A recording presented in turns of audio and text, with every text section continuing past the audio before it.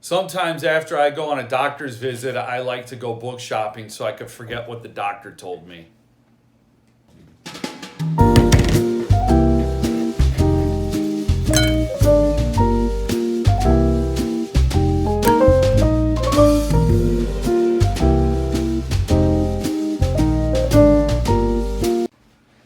Hey friends, I was out and about today, and when I realized I was only 2.5 miles away from a half price books.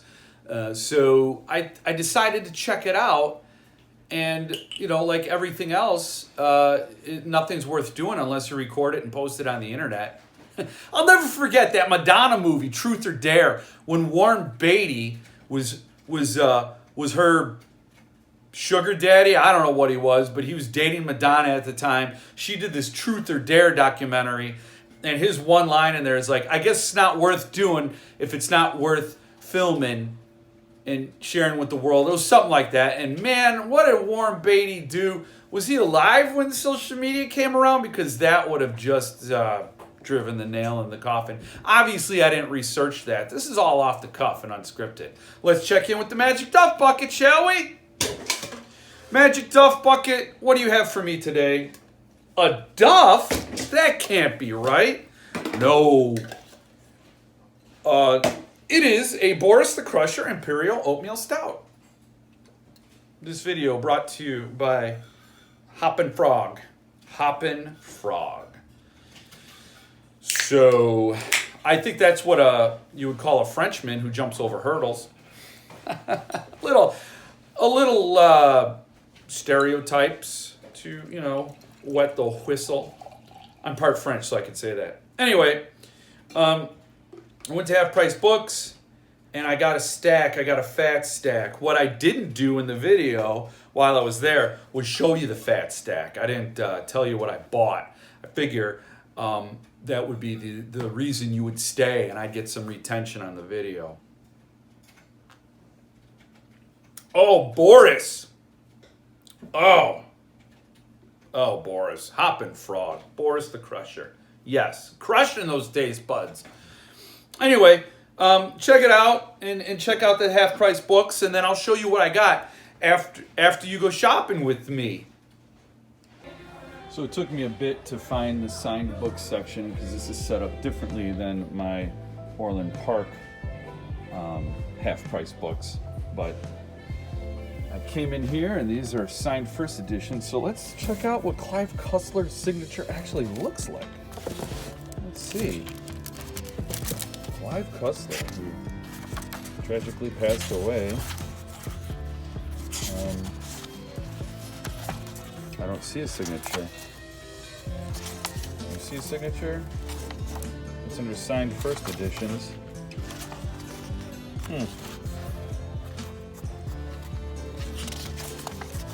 He failed to sign. Oh well. Doesn't make any sense. Signed first editions.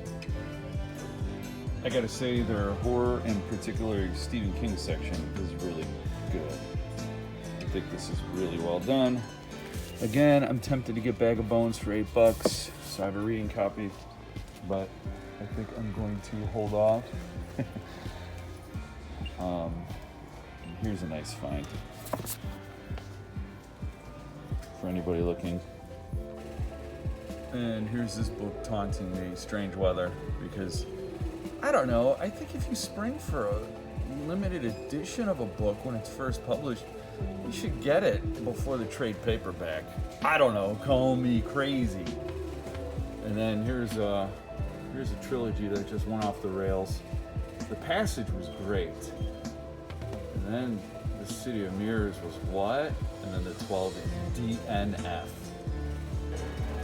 They slipped Justin Cronin over here in the science fiction fantasy. Nope, ain't gonna fall for it here, my friend. I'm not gonna fall for it here either. And I'm gonna warn everybody, read The Passage, it is great. And just stop and have good memories.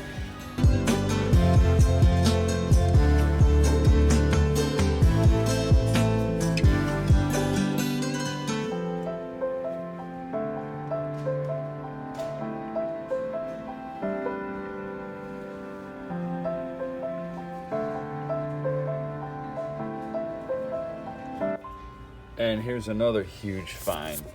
This is a damn near perfect anthology. Every single story in this is great. Good to great. So definitely recommend this book.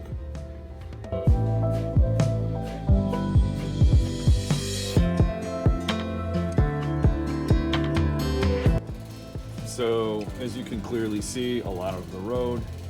I'm thinking that this is assigned for school, college courses. People get it, they read it for their college course, and they sell it to half-price books. So that's what I'm thinking, because there's always a ton of them. This one here is like an 8th printing, so I'm not going to get it. No Country for Old Men, tempting, but probably going to pass. I'm going to read Child of God. I don't think I'm going to have a hard time finding this when I want to read it, so just leave it there. And then the only other one, there's no McCabe, just The Dead School. It's kind of a shame. Still looking for Heartland. I also decided to look for Infinite Jest, but the only David Foster Wallace they have here is Girl with Curious Hair. I've never heard of it, but I'll keep looking for Infinite Jest going forward. It's now on my list now that I've gotten the Changeling. So, big yes, big no. No. There is no month that this book should be a book of. No. So, curious to see what Jeff Off got at the half-price books? Well, I will show you. I got Dark Matter by Blake Crouch. I read Pines, which is the first book in the Wayward Pines trilogy. Loved it. And I was hoping that there'd be a publisher brave enough to do the trilogy. And then there was. And unfortunately, it's a publisher I don't collect. I don't even subscribe to their newsletter anymore. So I was really disappointed. I was hoping Suntup would do it. Let's just go full disclosure. I'm not going to keep secrets from you. Not from you. But yeah, I was hoping Suntup or, I don't know, SST or Centipede Press or somebody else would do the trilogy. The first book was brilliant, and I was kind of waiting to read the other two until I read them as a limited edition. But you know what? When I hope for things, they never come true. So I ended up just not reading the other two. And then I saw this, Dark Matter. I heard great things about this book. So I got it, $7.99. So I got it. Another book I got, I had to get, because the book it's from Scream Press in '83.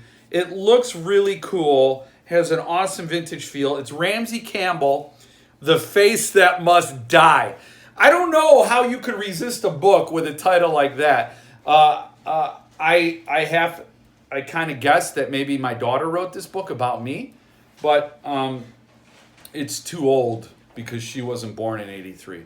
So The Face That Must Die by Ramsey Campbell, Scream Press, and really, I just got it for that because it looks cool. I mean, cool end papers, kind of a leatherette finish. It's not signed or anything.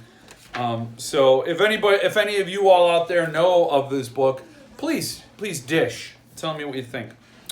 Then I got I'm sorry. I'd been practicing this name seriously because I'm trying to get it right. I really don't know how to say it. I couldn't find a pronunciation online. Tananarive Due. Tananarive Due. Heard great things about her. Definitely am thrilled to catch this book. The funny thing is there was a sticker over here. It said an eerie epic. So there was a sticker that blocked this quote. I could tell it was from Stephen King, but I didn't know what it said. And it looked like an eerie epic bears, and I couldn't read what it said. And then it said interview. And Anyway, when I revealed it, it said an eerie epic bears favorable comparison to Interview with the Vampire. I love this novel. I don't dig Anne Rice, so I'm glad that sticker was on there. But regardless, I was going to buy this.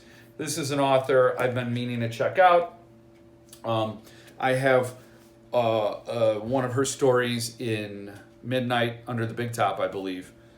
In one of the anthologies I have that I have to read. So I got this for like $8. Very, very happy with that. And then finally, I took the opportunity to button up a hole in my Stephen King first edition collection.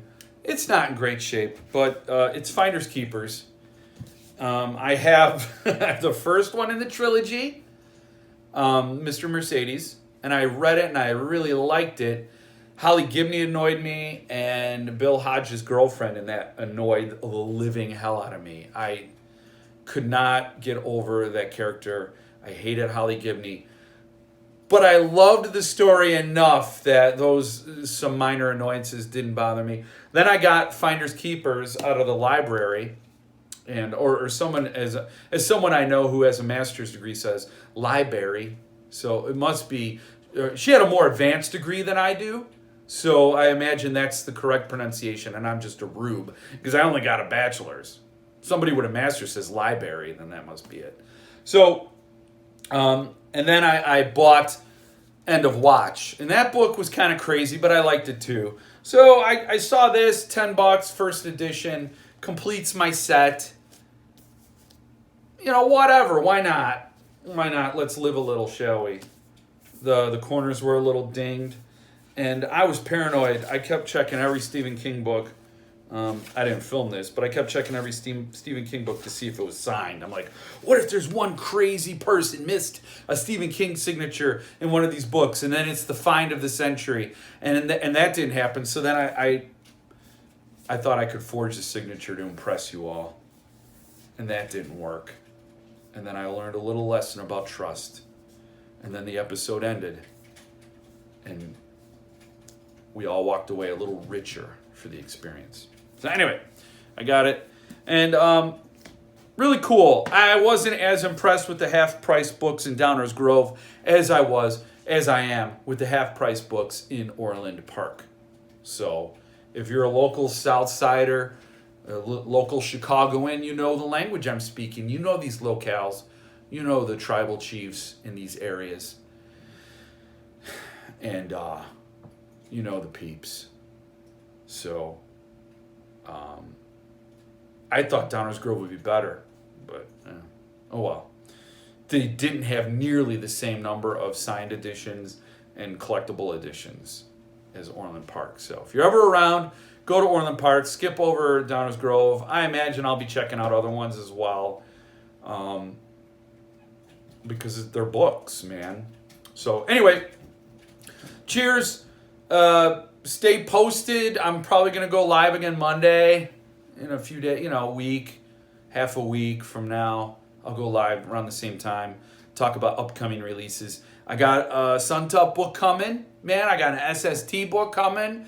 I got an Earthling book coming. So those are the next 3 unboxings. So it's good times, man. Good times. Suntop's getting that let the right one in out the door. So that's cool.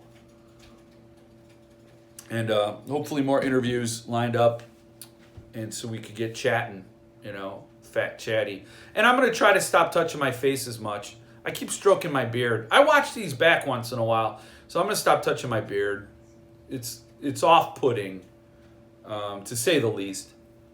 But it comforts me. It's like I'm petting my own face pet. It's like I got a pet on my face, and I just pet it. It's okay, beard. It's okay, beardy birdie, or whatever, face weasel. I wish I didn't admit so much. Stay frosty. A long while back, I was up for the role of Kip in Napoleon Dynamite. It turns out I lost the part to a guy who was much more manly. So I had to forego the fame And now you enjoy me on YouTube, so why not like, subscribe, or watch another video?